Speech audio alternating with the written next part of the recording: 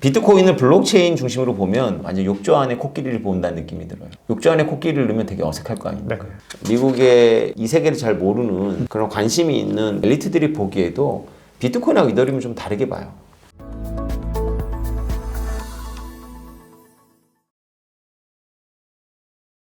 그러네요. 네네. 네, 자, 그럼 지금부터는 이제 이더리움 이야기 한번 해보겠습니다. 자, 지금 이더리움이 작년에는 뭐 물론 다른 자산과 비교하면은 뭐 월등한 퍼포먼스를 냈지만 아무래도 비트코인을 비롯한 나머지 좀 주요 알트코인들, 뭐 레이어 1 다른 알트코인들보다 좀 주춤하다 보니까 굉장히 좀 많은 어떤 걱정과 또 비판을 받고 있다가 비트코인 ETF 승인이 되니까 갑자기 이더리움이 이제 쏘고 올라갔다는 부분들이 많은 분들이 왜 이렇게 된 거지? 자, 이런 생각을 하시는 분들이 있는데 이렇게 갑자기 이더리움이 상승한 이유와 그리고 올 한 해 이더리움 전망 전반적으로 어떻게 보시나요? 그러니까 어제도 제가 효율적 시장 가설에 대해서 이제 비판을 했어요. 네. 그러니까 효율적 시장 가설이라는 게 뭐냐면 내가 어떤 뉴스에 그 투자를 결정하는 것이 스투피드하다. 왜냐하면 그 뉴스 나만 아는 게 아니기 때문에. 아, 그쵸. 그래서 네. 뉴스를 통해서 얻을 수 있는 것은 없다. 왜냐하면 그게 반영되어 있으니까. 이걸 이제 이게 노벨 경제학상까지 받은 아주 정립한 이론이고요. 네. 논리적인 하자가 없죠. 전제가 인간이 합리적인 거고. 이걸 이제 우리는 시장에서 소문에 사고 뉴스에 팔라는 거죠. 네. 그러니까 이제 네네, 비트코인이 어제. 뉴스가 됐으니까 사람들이 안 사고 5월 달로 다가온 이제 ETF, 이더리움 ETF 아크 인베스트먼트가 냈잖아요. 네, 아크 냈고, 캐시우드 누님인가 뭐 그분이 냈는데 그거는 소문이니까 지금 먹을 게 있다고 생각한 거죠.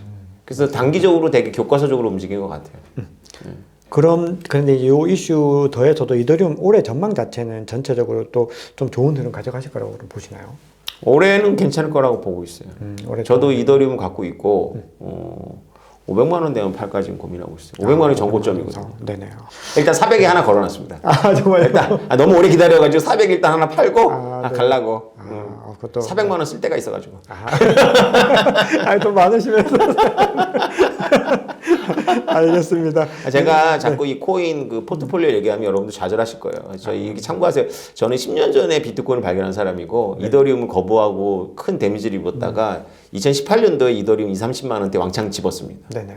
내 반성하고 자 이더리움에 미안하다. 내가 살게 해서 2~3년 때 반창 샀더니 너무 예쁘죠 지금 뭐. 지금 너무 비트코인 제가 2018년 기준으로 보면 2018년에 비트코인 지금 10배 안 됐어요. 근데 이더리움은 2~30만 원까지 갔었고 지금 10배 됐죠. 네네.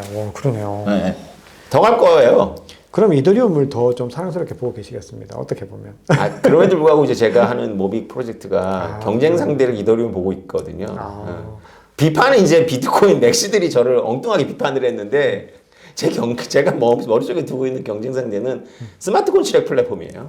그럼 그 이야기 뒤에서 한번 또 자세하게 좀 말씀 주시면 너무 좋을 것 같습니다. 자, 그런데 이제 그렇게 이제 말씀 주셨는데 이제 교수님께서 이더리움을 필두로 한 또 기술주의에 대한 이 관점들을 굉장히 비판하는 입장을 가지고 계십니다. 자, 그거는 이제 방금 말씀 주신 것과도 좀 일맥상통한 부분들이 있을 것 같아요. 그러면 이제 기술주의는 어떤 것이고, 자, 왜 이 기술주의에 대해서 비판적인 관점을 가지고 계신지 궁금합니다. 네, 이번에 이제 ETF 승인이 의미하는 바 중에 하나가 뭐냐면 비트코인은 나쁜 거고 블록체인은 좋은 거다라는 2014년도에 골드만삭스로부터 시작된 밈이 있어요. 네. 그것에 대한 폐기입니다. 비트코인은 첫 번째 블록체인일 뿐만 아니라 블록체인이란 기술을 중심으로 봤을 때 아직까지는 유일한 킬러 어플리케이션이에요. 그러네요. 네. 블록체인에서 뭐 나온 거 있나요? 킬러 어플리케이션이? 그러니까 떠오르는 건 없어요. 비트코인처럼 떠오르는 거 없어요. 그러니까 화폐 달러나 위안화나 이런 엔화나 이런 원화에 대한 대항마로서의 어떤 화폐적 의미를 블록체인의 첫 번째가 만들어낸 거죠. 근데 비트코인을 블록체인 중심으로 보면 완전 욕조 안에 코끼리를 본다는 느낌이 들어요. 욕조 안에 코끼리를 넣으면 되게 어색할 거 아닙니까? 욕조인지 코끼리인지 참 구별이 안 되는데. 그렇죠. 뭐 그게 가능한 건지. 그러니까 약간. 그 비트코인 질량이 워낙 크잖아요. 네. 그 자체를 하나의 어떤 현상으로 봐야 되는데 이 코드를 좀 읽을 수 있다거나 혹은 인문학을 워낙에 우습게 보시는 어떤 공학 출신들은 이 비트코인에 머물질 않더라고요. 10년 전 이야기입니다. 10년 전에 이제 미덕 같은 데 나가면 비트코인은 그냥 첫 번째 블록체인일 뿐이고 중요한 건 블록체인이랑 쉽게 가더라고요. 그래서 이제 그 철학이 이제 블록체인 2.0을 외쳤던 이제 이더리움 철학이기도 하고 또 그 철학에 대한 배신으로 이제 블록체인 0.3.0 뭐 이런 계속 나와가지고 이더리움이 코너에 몰린 거기도 하고. 네. 예. 그 한도 끝도 없겠죠, 그거는 뭐. 이더리움도 낡은 거니까. 그쵸. 근데 아무튼 블록체인 기술주의자들은 공통점이 있어요. 일단 솔라나가 좋다고 하든 에이다가 좋다고 하든 이더리움이 좋다고 하든 그들은 공통적으로 비트코인 의미 없다고 보고 있어요. 아, 기본적으로. 특히 한국에서는 이게 리버테리안적 기풍이 좀 약하다 보니까 비트코인이 기본적으로 갖고 있는 게 이제 정치 철학적으로는 이제 리버테리안에 가깝죠. 네. 사실 아나키즘적이에요. 지금 이제 맥시들의 네, 주장은. 그렇죠. 근데 맥시들은. 네. 그건 뭐 철학이라기보다는 그냥 치기고 철학적으로는 리버테리안적 느낌이 있는데 이 공학을 전공하신 분들이 정치 철학을 이해를 못하니까 비트코인의 의미를 완전히 무시하고 탈중앙화 기술을 쓰는 이상한 현상이 벌어진 거예요. 탈중앙화는 정치 철학을 가지고 보지 않으면 아무 의미가 없어요. 네네, 없습니다. 공학적으로는 의미 없어요. 왜냐하면 사실 별 의미 없거든요. 예. 그런 비용은 비싸고. 탈중앙화라는 예. 건데. 그러니까 여태까지 그 좋은 기술이라는 게 본인들이 떠든 것만큼 어떤 그런 실생활에 도움을 안 준 거죠. 근데 비트코인이 탈중앙화 되어 있기 때문에 미국마저도 게리 겐슬러 SEC 의장이 난 비트코인을 인정하지 않아. 비트코인 랜섬웨어, 자금 세탁, 테러 자금으로 쓰이지만 파생 상품을 인정할 거라는 이런 그 성명서가 어디 있습니까? 내가 부동산은 나쁜 거지만 부동산 파생 상품을 인정할 거야. 뭐 이렇게 말하는 걸로 들리잖아요. 그러니까 비트코인이 얼마나 그 탈중앙성이 강하면 미국마저도 어쩔 수 없는 그런 거잖아요. 그러니까 이 의미에 대해서 좀 더 천착했어야 되는데 아, 그러네요. 블록체인 기술주의자들은 정치 철학적인 의미인 탈중앙화를 가져고만 오고 정치 철학은 빼고 온 거예요. 그러니까 그들한테서는 지정학 얘기를 들을 수가 없고 화폐 금융적인 이야기를 들을 수가 없는 거예요. 그 관심사가 아니네요, 완전히. 감상 아니잖아요. 그래서 우리나라 2014년도에 우리나라에서 비트코인 컨퍼런스가 있었어요. 킨텍스에서. 네. 그거로 끝났어요. 그 다음에부터 전부 블록체인 컨퍼런스로 바뀌었어요. 아, 그러니까 비트코인이라는 말을 못 쓰는 거예요. 이 기술주의자들 때문에. 그래서 이 블록체인에 꽂힌 분들은 이제 기술주의자라고 볼 수 있죠. 그러니까 기술주의가 나쁜 건 아닌데 탈중앙이라는 것 자체가 정치 철학에서 온 건데 정치 철학을 빼고 기술을 얘기하면 무슨 의미가 있냐는 거예요. 그러니까 핵심 가치를 놓치고 지금 어떻게 보면 변두리를 가지고서 지금 계속해서 그 찾아나가고 있다. 그리고 어떻게 생각해 보면은 그렇게 블록체인 사람들에게 물어봐도 블록체인으로 지금 실생활에 뭐 쓸 수 있는 게 뭐고 그게 왜 필요한데라는 얘기를 많이 하는데 이것도 어떻게 보면 일맥상통한 얘기로 봐야 될까요? 그럼요.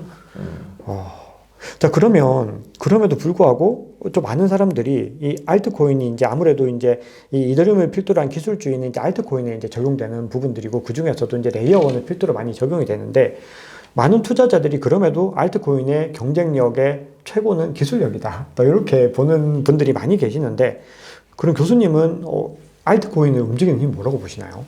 마케팅. 마케팅입니다. 그것도 내러티브도 마케팅에 들어가야 되는 보세요. 거죠. 탈중앙화된 블록체인 기술은 정부가 함부로 규제할 수 없다라는 장점 때문에 존재하는 거예요. 네. 그러면 금융상품 전부 정부가 허가받고 할 수 있어요. 그러면 금융상품 중에서 정부 허가를 필요로 하지 않거나 정부가 허가 너머에 있어야 되는 기술이 있다면 그게 뭐겠어요? 딱 생각나는 건 도박이네. 그 다음에 예측 시장 중에서 요인 암살 시장 같은 거. 그런 말씀 주셨다. 그런 거는 정부가 허락할 리가 없으니까 블록체인은 딱 맞죠.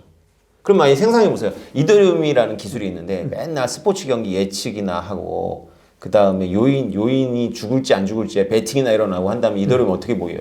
그죠. 굉장히. 굉장히 막 지하색이 이렇게 보이잖아요. 굉장히 어두운 걸로 보여요. 이더리안 주식사 그러기 원하지 않아요. 그렇죠. 그래서 자기 규제를 합니다. 그럼 자기 규제해가지고 정상적인 비즈니스 할 거면 그냥 기업이 하게 놔면 돼요. 오히려 기업이 낫다. 그렇죠. 예전에도. 왜냐하면 기업은 자기 브랜드 때문에 오라클 문제가 없거든요. 머스크라든가, 그러니까 일론 머스크가 아니라 그 해운사 머스크라든가 IBM이 그걸 노리고 트레이드 렌즈를 만든 거예요. 기업이 오라클이다. 네. 오라클이 뭔지는 이제 아셔야 되는데 스마트 콘트랙을 주장한 거잖아요, 이더리움이. 네. 스마트 콘트랙에서 가장 맹점이 뭐냐면 스마트 콘트랙은 이제 법원이나 금융기관의 도움 없이 계약이 자생적으로 이제 그 항법단체에 의해 가지고 딱 끝맺음이 되는 건데 결국 법원으로 갖고 간다거나 이제 금융회사에 담보를 요구한다거나 하면 이제 스마트 콘트랙이 아닌 거죠. 그러면 이제 법원을 대신하거나 금융회사를 대신할 수 있는 어떤 그런 중앙이 필요해져요. 그걸 오라클이라고 해요. 네. 멋있게 오라클이라고 이름 붙였지만 사실은 신뢰할 수 있는 제3자 문제라고 네, 그래요. 서드 파티 문제예요. 서드 파티 문제라는 것 자체가 이제 스마트 콘트랙이 얼마나 어려운지를 보여주거든요. 그래서 이것에 대해서도 철든 비탈릭이 2019년에 인정을 했어요. 그래서 블록체인이 오프라인 프로젝트를 하는 것은 의미가 없다. 온라인 프로젝트에 머물러야 된다라는 이야기를 했어요. 네. 온라인 프로젝트만 할 수 있는 게 되게 많다. 뭐 이런 이야기였거든요. 그러니까 이제 철들면서 안 거예요. 한계가 있다는 거를.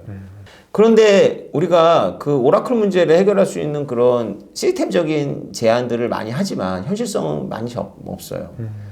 그런데 기업은 자기 브랜드 때문에 오라클 자체가 기업이 될 수 있거든요. 네. 굉장히 큰 선사, 해운사라든가 굉장히 큰 뭐 AI를 운영하는 회사라든가 아니면 지도를 전 세계 지도에 대한 정보가 가장 많이 갖고 있는 구글이라든가 이 자체가 오라클일 수 있어요. 네네. 그러니까 구글이 미국 정부에 대해서는 오라클이 될 수가 없겠죠. 미국 정부가 기소하면 뭐 불려갈 테니까. 근데 아프리카 뭐 탄자니아나 이런 나라들은 구글하고 싸우면 구글한테 전쟁을 하면 이기지만 구글이 뭐 거의 들어가서 전쟁할 건 아니고 구글을 대상으로 뭐 탄자니아 검찰이 뭐 자료 달라 그러면 안 줘요. 우리나라가 정부가 트위터 X한테 자료 달라고 하면 안 줍니다. 예. 미국이 달라 그러면 줄걸요? 그리고 중국이 달라 그러면 냉큼 줄 거예요. 예. 근데 탄자니아나 뭐 이런 나라가 달라면 안 준단 말이에요. 그런 것들을 할 수 있는 게 또 대기업이에요. 글로벌 대기업. 그럴 때 또 의미가 있어요. 그러니까 이렇게 0과 1로 보면 안 돼요. 그러니까 비탈릭 브리테드린마저도 인문학적 훈련이 안 된 상태에서 스마트 콘치를 얘기하고 만든 게 이더리움이고 그러다 보니까 한 게 결국은 그 고양이밖에 못한 거예요. 쉽게 말해서. 그리고 고양이가 발전해가지고 NFT가 된 거고. 그러면 저는 이제 갑자기 말씀드리면서 또 궁금해진 게 교수님께서 일전에도 비탈릭 부테린은 굉장히 뛰어난 마케터다. 이렇게 말씀을 주셨는데 교수님께서 원래는 이제 이 비탈릭 부테린과 같은 무대에 서셨다가 얘기하는 걸 듣고는 이건 아니겠다라고 판단하셨다가 다시 이더리움을 매입하기로 결정하신 그런 계기는 어떤 거였나요? 2017년도에 제 제자가 진지하게 물어보더라고요. 제가 하도 막 이더리움 뭐 안 좋게 얘기하니까 투자하면 안 돼요. 그래서 제가 그래, 공부를 해보자. 그래서 공부를 진지하게 해봤죠. 이더리움에 대해서 생각을 진지하게 해봤는데 살아남겠더라고. 왜냐하면 기업형 블록체인들 그 당시 저는 생각하고 있었는데 기업들이 못하는 걸 이더리움이 할 수 있어요. 그게 이제 바로 아까 말했던 도박에 최적화되어 있다. 그런 기업들이 못할 만한 그렇죠. 도박이 최적화되어 있는 건 없어지지 않으니까. 그러면 할 수 있는 실용성 용도들은 너무 한정되네요. 근데 그렇게 됐을 때는 그럼 어떤가요? 그렇게 됐을 때는. 근데 그걸 비탈릭 부테린이 원하진 않아요. 굉장히 그 비탈릭 부테린 열정 중에 하나가 이더리움을 가지고 뭔가 그 이상주의에 공헌하고 싶어요. 특히 그 친구가 관심 있는 거는 이제 투표예요, 투표. 네네, 그게 원래는 예측 시장이 그런 것들로 원래는. 근데 실제로는 그런 데 안 쓰일 거예요. 그냥 갬블링에 쓰일 거예요.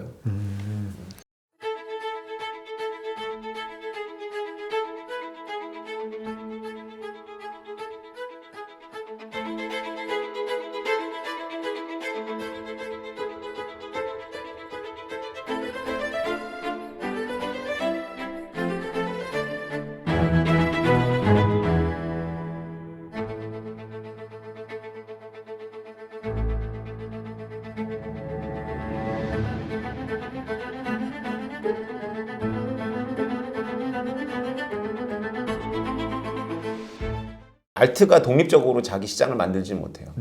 비트코인의 계절이 오면 이제 사람들한테 비트코인이 이제 언턴처블이거든요. 그러니까 비트코인을 10개 이하로 갖고 있는 사람들 대부분이겠죠. 비트코인 10개가 안 넣는 사람들한테는 이게 남의 잔치예요. 본인이 조금 담을 수는 있겠죠. 그런데 10배가 될 기대를 잘 안 한단 말이에요. 그러면 10배, 20배, 100배를 단기간에 노리는 거 이제 알트잖아요. 그러면서 이제 집단 무리가 어떤 수렴점을 만들어내요. 이게 단내림 효과라 그러는데 어떤 게 이제 될지는 모르는데 무작위 중에 하나가 이게 딱 돌출되면 그리고 쫙 모이죠. 그래서 그 개미들이 이렇게 하나의 현상을 만들어내고 상위 이제 1% 미만이 돈을 벌고 나머지는 이제 몰락하는 그런 시스템, 그런 현상이 계속 반복되죠. 자, 그러면 이번 이제 대세 상승장이라고 이제 부르는 어떤 시즌들이 이제 오고 있는데, 물론 앞서 우리가 얘기했던 것들은 패턴은 좀 달라질 수 있다라고 하지만 어쨌든 단기적으로 이제 우상향 추세들이 일어난다라고 했을 때, 지금 벌써 또 알트코인 펌핑이 좀 비슷한 움직임으로 지금 또 나타나고 있습니다. 그럼 이번에도 이렇게 비트코인보다 월등한 수익률을 거두는 알트코인들이 또 나타날 가능성이 좀 높다고 봐야 되겠네요. 100% 나타나죠. 100% 나타나고. 그러면 이제 이 중에서 이제 당연히 선별적으로 이루어질 거고, 이제 만약에 크립토 윈터 구간으로 접어들지 않는다면 알트코인도 어떤 등락 자체는 굉장히 좀 줄어들 수 있다고 보시나요? 아니, 알트코인은 저마다 다 이유가 있는데 특히 도덕적 문제를 해결한 알트코인들이 별로 없어요. 그래서 도덕적 문제 때문에 아마 많이 붕괴될 거예요. 붕괴는 네. 겨울이 오지 않더라도. 그냥 그런 이유 아니어서 프로젝트 자체적으로도 지속력이 없을 것이다. 도덕적 이유는 이런 거예요. 그러니까 예를 들어서 우리 해킹도 자주 일어나잖아요. 네네. 그러니까 그 보안에 많이 애를 안 쓰는 거죠. 그 다음에 이제 초기 투자자들이 많이 갖고 있는 걸 물량을 쏟아낸 거나. 네. 상장과 관련한 이제 상장의 마치 코인을 만든 목적 자체가 상장인 것처럼 그런 프로젝트들 많거든요. 많죠. 그럼 상장 과정에서 별짓을 다 하죠. 그러면 거래소에도 타락한 사람들이 있을 수밖에 없기 때문에 아무래도 이 돈이 움직이는 시장이어서 그래서 뭐 뒷돈을 엄청 찔러주곤 한 다음에 나중에 검찰 수사받고 다 몰락하고 뭐 이런 식의 시나리오들이 많죠. 네네. 그러면 우리가 이렇게 알트코인은 이제 아무리 또 주의를 하라고 말씀드려도 어쨌든 알트코인 투자는 더 이제 앞으로는 비트코인보다 많은 분들이 결국은 하시게 될 거라는 건데 이게 어쩔 수 없는 현상으로 봐야 될 것 같은데 그럼 그런 분들이 알트코인을 투자할 때 그래도 어느 정도 좀 감안해야 될 가이드나 어떤 뭐 유의사항 이런 것들은 교수님 어떻게 보시나요? 글쎄요. 붐을 만들어내는데 탁월한 게 뭐 비탈릭 뷰테린과 이더리움의 핵심들이거든요. 네. 그래서 이번에 1년 전부터 비탈릭 뷰테린이 계속 여러 채널을 통해 갖고 예측 시장하고 신원 인증 그 소울바운드 토큰을 밀었잖아요. 네. 그 관련한 이제 프로젝트들이 많이 있죠. 월드코인도 이제 신원 인증과 관련한 프로젝트고요. 네. 그래서 특히 또 AI가 요새 뭐 CES도 보니까 뭐 다 AI였잖아요. 네네. AI가 블록체인하고 무슨 관계가 있는지 잘 모르겠으나 어쨌건 말은 만들 수 있을 거 아니에요, 그죠? 네, 굉장히 좋은 내러티브를 만들 수 있을 것 같습니다. 그래서 그런 것들이 이제 또 많이 시장을 하겠죠. 근데 저의 생각은 달라요. 저는 블록체인이 진짜로 그 쓸모가 있는 기술이라고 저는 생각하고 네. 어떤 특정한 조건에서 특정한 용도로 쓰이는데 그게 매우 큰 용도라고 보고 있고요. 그거는 기업하고 결합을 해야 된다고 주기차게 주장을 해왔고 10년 동안 저는 기업을 쫓아다닌 거죠. 그러려고. 그러니까 뭐 모든 분야들을 이걸로 뭔가 바꿔낸다기보다는 이게 훨씬 더 유용하게 사용할 수 있는 분야들이 있다라는 말씀을 그렇죠. 해석할 수 있는 거죠. 제가 2000년대 초반에 테헤란에서 모바일 인터넷 한다고 뛰어다녔어요. 그 핸드폰을 그 당시 핸드폰 스마트폰이 아닙니다. 네. 접이식 핸드폰을 이렇게 쭉쭉 내려가지고 이렇게 SKT가 모든 걸 장악했을 때 네네. 어떤 메뉴를 올려줄지 이런 거 다 장악했을 때 자기의 여러 메일 계정을 핸드폰으로 그 검색할 수 있는 프로그램을 만들어가지고 그 테헤란도 있었어요. 근데 결국 그 부분적인 기술들, 예를 들어서 뭐라 그러잖아요. 그 화면에다가 이렇게 써가지고 인식시키는 터치스크린이라든가 네. 이런 것들도 다 부분적으로 다 있었어요. 다 있었는데 이걸 결국 통합해낸 건 애플이었죠.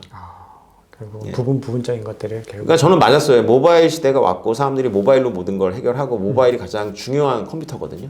지금도 사실 대부분의 사람들한테 모바일이 가장 많이 쓰는 컴퓨터예요. 네, 예, 맞습니다. 데스크탑이나 노트북이 아니거든요. 맞습니다. 예. 그런 시대가 온 건 맞지만 그거를 이제 실제로 누리는 거는 그 당시에 뭐 팜파일럿이라든가 이런 그 당시에도 유명한 스타트업들 글로벌한 스타트업 많았습니다. 네. 다 없어졌고 결국 남은 거는 애플이었죠. 애플이다. 그리고 우리나라 삼성이 기민하게 따라가서 이제 해냈고요. 그것이 가르쳐주는 게 있잖아요. 시사점들은 분명히 있네요. 우리가 큰 흐름으로 봤을 때는 결국은 어디에 통합될 것인가에 대한 부분들은 제 주장이 이제 이것도 하나의 내러티브고 과학은 아니지만 내러티브로 말씀드리면 사람들은 백화점을 좋아하지 노점을 좋아하지 않아요. 그렇죠. 조금 비싸지만 백화점에서 사서 문제가 생기면 백화점한테 항의할 수 있는데 노점에서 산 물건은 항의가 할 수가 없단 말이에요. 탈중앙화되어 있으니까. 그래서 노점에서는 중요한 거 안 삽니다. 맞습니다. 중요한 거는 백화점 사요. 네, 정말 중요한 건 백화점에서 사죠. 그렇죠. 그런데 왜 여기서는 사람들이 행태가 바뀔 거라고 생각하세요? 그러니까요. 자, 그럼 제가 또 하나 궁금한 게 사실은 이게 이제 이번 부에는 가장 핵심적인 또 질문인데 교수님께서 저희 채널 처음 방문해 주셨을 때 제가 비트코인을 이더리움이 능가할 수 있을까요? 라고 제가 여쭤봤습니다. 그때 그렇게 여쭤본 이유는 절대 안 됩니다. 비트코인이 절대 이더리움이 능가할 수 없다. 이렇게 말씀을 주실 거라 생각했는데 그때 교수님께서는 잘 모르겠다. 이렇게 답변을 주셨습니다. 그때 그렇게 답변 주신 이유와 그 관점이 유효하신지 아니면 좀 변동된 것이 있는지 이제 궁금합니다. 제가 그냥 모른다고만 했어요? 아니면 뭐 어떤 이유를 그때 잘 모르겠어요 라고 하셨습니다. 이유가 기억이 저도 저의 평소의 지론은 뭐 이더리움 비트코인을 능가할 거다라는 생각을 진작에 하는 스타일은 아닙니다. 네. 이더리움이 비트코인을 가격 측면에서는 그러니까 시총 측면 능가할 수도 있죠. 시총 측면에서요? 능가할 수도 제가 있어요. 그때 그렇게 질문드렸던 것 같아요. 그거는 이제 큰 이벤트는 아니에요. 물론 시장에서 느끼기에는 굉장히 크게 느끼겠지만 이더리안들의 꿈 아닙니까? 그 시총으로 앞서는 게. 그렇죠. 네, 아무래도 네. 이제 숫자로 보여주는 것들. 네. 아무래도. 근데 그렇게 해서 그게 영구적으로 갈 건 아닌 것 같고 한번 일어날 수는 있죠. 영원히 안 일어난다고 제가 단정을 할 수는 없죠. 그 관점에서. 근데 이제 비트코인을 미국에서 이렇게 제도권에서 품는 걸 보면 여기에는 집단 지능이 좀 담겨 있어요. 그러니까 미국의 이 세계를 잘 모르는 그런 관심이 있는 그런 엘리트들이 보기에도 비트코인하고 이더리움은 좀 다르게 봐요. 맞습니다. 네, 네. 네. 그래서 이제는 좀 더 유연해지지 않았을까. 시총으로 이기는 것도 좀 힘들어졌다. 이제는 과거에는 오히려 좀 ETF 전까지는 가능성이 있었지만 자 그럼 이렇게 봤을 때 이더리움의 ETF가 이제 5월 달에 될 것 같다라는 의견들이 기대감들이 또 굉장히 높아져 있는데 이더리움 ETF는 아무래도 이제 비트코인은 SEC도 CFTC도 뭐 문제 삼을 수 없는 정말 어떤 그런 증권성이 전혀 없다라는 그런 자산이지만 이더리움 같은 경우는 아직까지도 SEC는 계속해서 증권성 이슈를 갖다가 이제 놓지 않고 있는 상황인데 그렇게 관점 봤을 때 이더리움 ETF의 승인 가능성과 그리고 이더리움 ETF가 승인됐을 때도 비트코인을 따라잡기는 좀 힘들다고 보시나요? ETF 승인 여부에 증권성은 의미 없죠. 이게 기초자산이 증권이기 때문에 ETF 승인을 못 한다는 논리는 못 들어봤어요. 네네. 오히려 이제 소비자 보호가 안 된다. 소비자 보호가 안 된다. 가격 조작이 된다 이런 건데 비트코인의 소비자 보호하고 가격 조작 문제가 있음에도 불구하고 승인을 함으로써 오히려 이제 더 제도권으로 품는 것처럼 이더리움도 그래야 되는 거 아니냐라는 그렇죠. 이제 논리가 우세하겠죠. 네네. 근데 비트코인을 그렇게 오래 시간을 끌었는데 이더리움을 바로 해주면 SEC 입장에서는 이제 제2, 제3, 제4도 해줘야 되잖아요. 그렇죠. 네, 이제 그래서 여기서는 이제 뭔가 논리를 개발해야 되겠죠. 안 될 거는 뭔가. 그리고 법원에서 인정할 만한 논리를 개발해야 될 겁니다. 나중에 해주더라도 당장은 안 해주는 논리를 개발해서 네. 시간을 벌지 않으면 SEC는 궁지에 몰려요. 그러네요. 예. 네. 다른 것들도 이제 다 제출하는 거예요. 얘는 왜 안 돼? 얘는 왜 안 돼? 이런 거잖아요. 이제 거절할 명분이 없어지네요. 얘는 왜 안 돼라는 그거를 SEC가 설명을 하고 싶지 않으면 네. 이번에 최대한 간극을 늘려야 되겠죠. 제 생각은 그래요. 시기를 늘릴 수 있는 가능성들인데 어떻게든 끌려고 하는 것들은 SEC 입장에서는 어떻게 보면 지금 자연스러운 상황인 것 같습니다. 지금. 자 그러면 이제 앞서 드렸던 또 하나의 질문 이더리움 ETF가 승인이 되더라도 비트코인을 시가총액으로 넘는 거는 역시나 좀 어려울 것 같다 이렇게 봐야 될까요? 아니요, 승인이 당분간 어렵다라고 보니까 그렇게 본 건데 만약 당장 승인이 되고 막 이더리움은 또 잘하는 게 있어요. 이렇게 막 그 핵심부들이 있으니까 열심히 마케팅하고 이렇게 하나로 몰아가는 게 있거든요. 그렇죠. 중앙화된 힘이 있어요. 비트코인이 할 수 없는 것들. 그러면 뭐 또 넘을 수도 있죠. 알겠습니다. 이게 더 흥미진진한 또 상황들이 앞으로 좀 이어질 것 같은데 뭐 누구도 예측을 하는 건 우리는 개인적인 관점인 거고 이게 뭐 누가 어떻게 된다는 건 누구도 알 수 없는 부분이라. 근데 이더리움의 이제 맹점은 이거예요. 이더리움의 맹점은 이제 이렇게 블록체인이 이제 승인을 받은 상태잖아요. 비트코인이 이렇게 된 마당에 진짜 대기업들이 정부 눈치 보지 않고 스마트 콘트롤 플랫폼을 만들려고 하면 사람들이 이더리움에 대한 환상이 깨질 거예요. 결국은. 이더리움으로 하는 게 아니구나. 그러면 이제 이더리움은 비트코인과 비슷한 화폐적 가치는 인정을 받죠. 그냥 기존에 투입된 것들이 있어요. 그러네 이더리움이 줄창 주장했던 그런 뭐 플랫폼으로서는 힘이 빠지죠. 아무래도 네 알겠습니다. 자 그러면 3부 마지막 질문으로 이제 SEC 얘기들을 좀 했었는데 올해도 암호화폐 업계와 SEC의 어떤 줄다리기들은 계속 이어지게 될지 이 규제 관련해서 올해 어떤 분위기들이 이어질지 교수님도 생각이 궁금합니다. 뭐 이번에 성명서에 나왔지만 게리 겐슬러 의장은 확고해요. 그 비트코인하고 이더리움은 얘기를 안 했지만 빼놓고는 대부분 다 증권으로 보죠. 증권으로 본다. 그래서 이제 투자금을 모은다거나 무허가로다가 이제 판매를 하는 것은 계속해서 이제 탄압을 하고 규제를 할 겁니다.